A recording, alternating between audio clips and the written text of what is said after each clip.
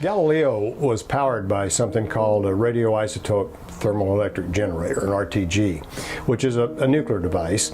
And like nuclear devices tend to do, they gather a crowd of people who don't want to launch them into space for fear that something horrible is going to happen to the Earth.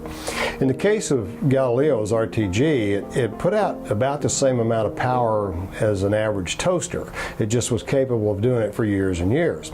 In a press conference prior to our launch, I was asked a question about the RTG, and my response was flippant, but it was, the only way to hurt yourself with this thing is to drop it on your foot. Well, I was actually sorry that quote made it into the paper, but it's the truth.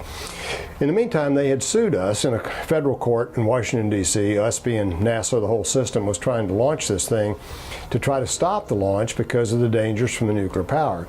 And fortunately, they ended up in front of a judge in Washington, D.C. who was wise and sage, and I don't remember exactly the quote, but basically he told them to sit down and hush up, that he was not going to stop exploration of the planets for something as minor as that. It was a great ending, and that all occurred in maybe the week before we actually launched. So it was a good ending.